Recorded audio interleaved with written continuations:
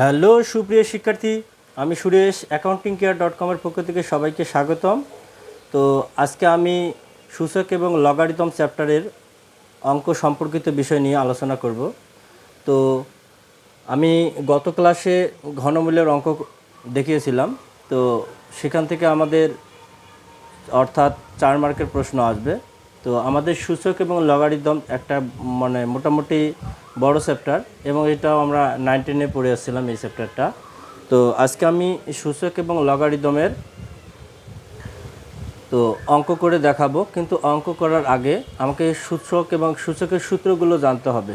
তো সূচকের সূত্র যদি আমরা ভালো করে না জানি, তাহলে অঙ্কগুলো ভাঙানো এবং ক্যালকুলেশন করা একটু অর্থাৎ বুঝতে পারাটা খুব কঠিন হয়ে দাঁড়ায়। তো পরবর্তী লাইনটা কিভাবে করতে হবে সেটা আমাদের সূত্র বলে দেবে যে এই পরবর্তী লাইন আমাকে কি করতে হবে। তো আমরা জানি যে আসলে সূচক হচ্ছে ঘাত বা শক্তি।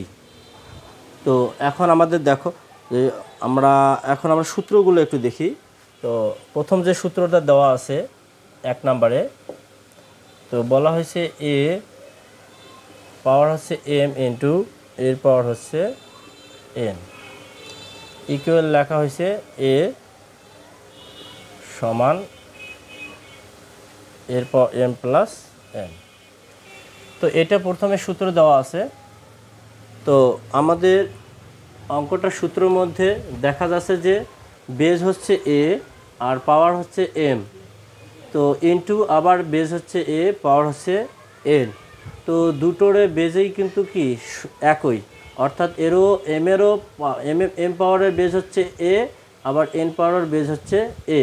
যখন প্রশ্নে দুটো বেজ সেম থাকবে, তো তখন আমাকে বেসটা কি করে নিতে হবে, কমন নিতে হবে। আর যেহেতু গুণ অবস্থায় আছে, তখন পাওয়ারগুলো আমাকে যোগ করতে হবে, অর্থাৎ এম প্লাস এন করে নিতে হবে। অথবা যদি প্রশ্নের মধ্যে যে পাওয়ারগুলো এইরকম বেস এইরকম থাকে, পাওয়ারগুলো যোগ অবস্থায় থাকে, তখন আবার আমাকে উল্টোটা করতে হবে, পাওয়ার অর্থাৎ গুণ করে নিতে হবে। অর্থাৎ প্রশ্নের আকার অনুসারে আমাকে হয়তোবা সূত্র থেকে এটা করা যেতে পারে, আবার দেখা যাচ্ছে যে আবার এটা থেকে আবার এটা করা লাগতে পারে। তো আমাকে সূত্রের অঙ্ক বলে দেবে যে আসলে কোনটা থেকে আমাকে কোনটা করতে হবে।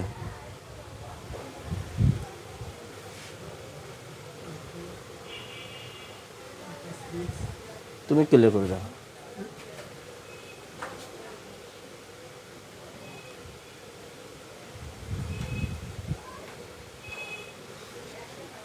তো প্রথম সূত্র আমরা শিখলাম, তাহলে এর পাওয়ার এম এর পাওয়ার হলো এন, অর্থাৎ যখন আমাদের পাওয়ারগুলো কি থাকবে, যে আসলে কি আলাদা থাকবে, বেস যদি সমান থাকে তাহলে বেস কমন নিতে হবে, বেস কমন নেওয়ার পরে গুণ অবস্থায় থাকলে যোগ করতে হবে পাওয়ারগুলো, সেজন্য আমরা লিখলাম এম প্লাস এন।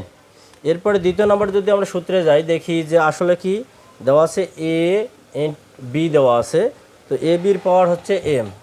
তো তখন আমাকে অঙ্কটা কি করতে হবে, তো যেহেতু এবার দেখা যাচ্ছে যে এ বি দুটো হলো বেস দেওয়া আছে, তো বেস দুটো কি আলাদা করে দেওয়া আছে, এ একটা বেস বি একটা বেস, এ এবং বির বেস হচ্ছে এম। তো এখন কথা হচ্ছে দুটোর মান হচ্ছে এম, তো পাওয়ার। তো এখন আমাকে কি করতে হবে, এটা যদি আমরা আলাদা করতে যাই তাহলে লিখতে হবে এর পাওয়ার এম ইন্টু বির পাওয়ার এম। তার মানে আমরা পাওয়ারটা দুইজনের সেহেতু আমরা কি করে নিলাম, ইনটু অবস্থায় ছিল, ইনটু অবস্থায় রেখে দিলাম। তো তৃতীয়ত বলা হয়েছে যে 3 নম্বর সূত্রে বলা হয়েছে যে এর পাওয়ার এম ইনটু এন দেওয়া আছে। অর্থাৎ যখন প্রশ্নে দেখো এ হচ্ছে বেস, এর পাওয়ার হচ্ছে এম, অর্থাৎ ঘাত হচ্ছে এম, আবার এ পাওয়ার এম এর পাওয়ার হচ্ছে এন। যখন দুটো পাওয়ার থাকবে তখন আমাকে কি করতে হবে, পাওয়ারে কি হয়ে যাবে, গুণ হয়ে যাবে, অর্থাৎ এম আর এন গুণ করে লিখতে হবে, এম এন হয়ে যাবে। এরপরে আমাদের সূত্রে বলা হয়েছে, 4 নম্বর সূত্রে বলা হয়েছে যে এর পাওয়ার হচ্ছে এম ভাগ এর পাওয়ার হচ্ছে এন। তো যেহেতু অঙ্কের মান আমাদের ভাগ অবস্থায় আছে, তো বেস দেখা যাচ্ছে দুটোরই একে, পাওয়ার কিন্তু আলাদা, তখন আমি বলছি যে বেসটা কি করে নিতে হবে, কমন নিতে হবে। বেস কমন নেওয়ার পর যেহেতু ভাগ অবস্থায় আছে, তাহলে পাওয়ারগুলো এখন আমাকে কি করতে হবে, মাইনাস করে নিতে হবে, অর্থাৎ m মাইনাস n করে নিতে হবে। তাহলে আমরা শিখলাম যে ভাগ থাকলে কি হয়, পাওয়ার মাইনাস হয়। আচ্ছা, আবার দেখা যাচ্ছে গুণ থাকলে পাওয়ার প্লাস হয়ে যায়। এরপরে আমরা 5 নম্বর সূত্র যদি দেখি, সেখানে লেখা হয়েছে যে এর পাওয়ার m ডিভাইডেড এর পাওয়ার n। তো সূত্রটা একই রকম দেখা যাচ্ছে। তো বেস যখন এইরকম ভাগ অবস্থায় আছে, তো এটা আমরা ভাগ এই রকম করে নেব m মাইনাস n, অর্থাৎ আগে 4 এবং 5 নাম্বার একই বিষয় দাঁড়ালো। এরপরে 6 নম্বর সূত্রে যদি আমরা যাই, তো 6 নম্বর সূত্র দেওয়া আছে a ডিভাইডেড b পাওয়ার কি দাঁড়াচ্ছে m ইকুয়াল। তো তখন আমার কি করতে হবে, a ডিভাইডেড b অর্থাৎ এর বেস পাওয়ারের মান হচ্ছে m। তো তখন যেহেতু এরও পাওয়ার m, বিরও পাওয়ার কি দাঁড়াচ্ছে m, তখন আমি কি করে নিতে পারবো, এর পাওয়ার m করে নিতে পারবো, বির পাওয়ার m করে নিতে পারবো।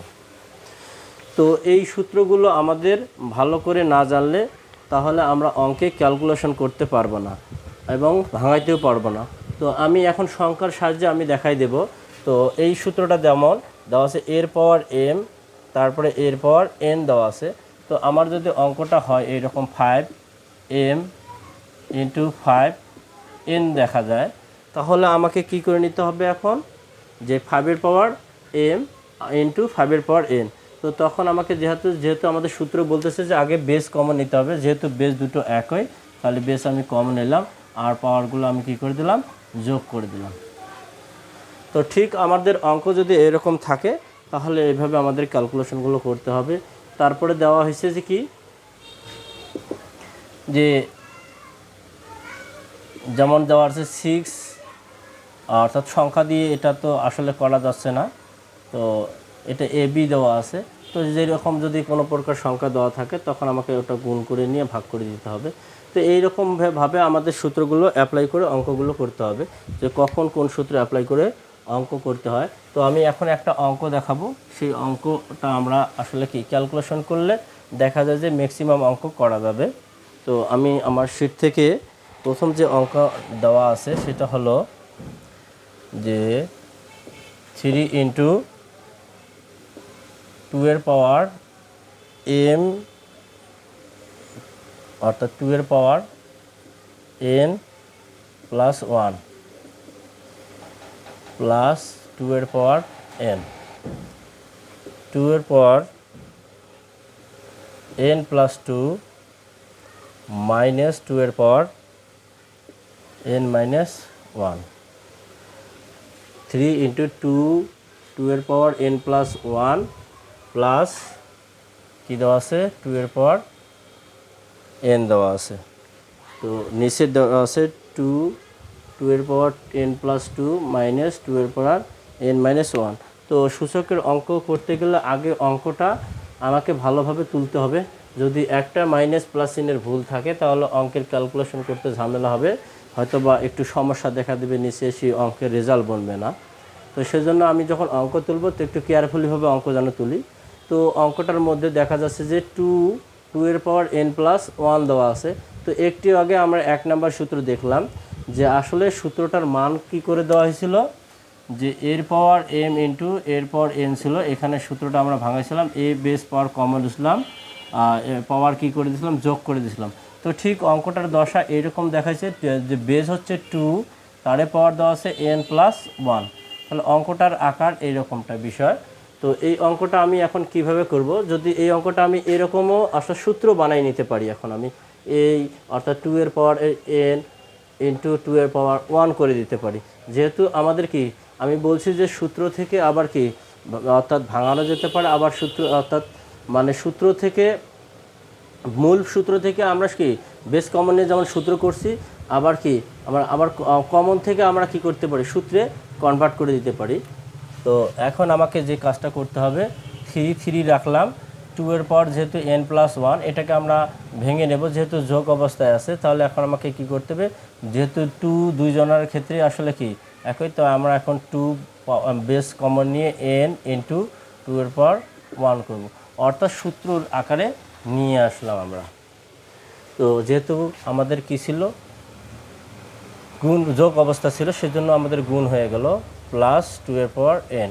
তো এটা করার মূল কারণটা হলো অঙ্কের যেহেতু আমাদের বেজ মান দেওয়া আছে 2n দেওয়া আছে, সবগুলোতে দেখা যাচ্ছে বেস মান হচ্ছে 2 আর একটা মানে শুধু আছে 3। তো আমার কাজ হলো, আমার যখন অঙ্কে দেখব যে প্রশ্নে যে বেজ মানগুলো কি দেওয়া আছে, যদি বেজ মানগুলো দেখা যায় যে আসলে 2, 4, 5 এরকম দেখা যায়, তো কিভাবে এই বেস মানে কনভার্ট করা যায় সেটা করে নিতে হবে আমাকে। তো নিচের মানও আমি কি ঠিক ওই রকম সূত্র করে নেব, 2n ইন্টু 2 করব, যেহেতু যোগ অবস্থায় ছিল, মাইনাস 2n দেব ইন্টু আমরা ভেঙে নেব 2 ইনভার্স 1, অর্থাৎ মাইনাসই রেখে দিলাম, যেহেতু মাইনাস ছিল মাইনাসই রেখে দিলাম। তো এখন আমাদের ক্যালকুলেশন হবে, যেহেতু উপরে 2n আর এই পাশে প্লাসের পরে 2n আমাদের কমন যায়, তাহলে 2n আমরা কমন নেব, 3 ইন্টু আর 2 এর পাওয়ার যদি আমরা 1 করি তাহলে কি 2a থাকবে প্লাস এই পাশে থাকবে 1, কারণ আমরা 2n কমন নিছি। এদিকেও আমাদের 2n কমন যায়, তো 2n কমন গেলে এটা 2 এর পাওয়ার 2 করব, আমরা একটু আসলে ভেঙে ভেঙে করি। 2 এর পাওয়ার যেটা ছিল সেটাই রাখলাম, মাইনাস আমাদের দেখা যায় 2n যেহেতু আমাদের কমন চলে গেছে, তাহলে এখানে থাকবে 1। আর এটাকে ইনভার্স যদি আমরা ভাঙাই নেই, তাহলে ইনভার্স ভাঙানো হয় 1/2, ইনভার্স ভাঙালে হবে 1/2।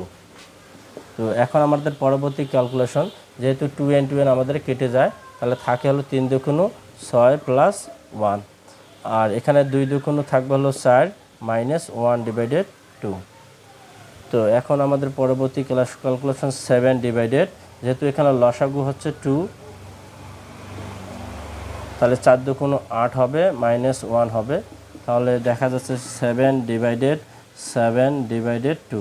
যখন অঙ্কের মধ্যে আমাদের ডিভাইডেড অর্থাৎ ভাগের পরিমাণ দুটো দেখা যাবে ডিভাইডেড, তখন আমাকে কি করতে হবে, ভাগ কেটে গুণ করে নিতে হবে। তো ভাগ কেটে গুণ করে নিলে দাঁড়াবে 7, উপরের যে লব মান ছিল উপরের সেই মানটা রাখবো, আর নিচে যে হরের মান দুটো দেওয়া আছে 7/2, সেটারে আমরা কি করব, যেটা লব ছিল সেটা হর হবে, যেটা হর ছিল সেটাকে লব বানাতে হবে। তো 2/7, আমাকে 7 কাটা গেলে থাকবে হলো 2। এটিই ছিল এই অঙ্কের অ্যান্সার। তো আজকে এই পর্যন্ত, পরবর্তী ক্লাসে এরপরে একটু জটিল অঙ্ক নিয়ে আলোচনা করব। তো সবাইকে ধন্যবাদ।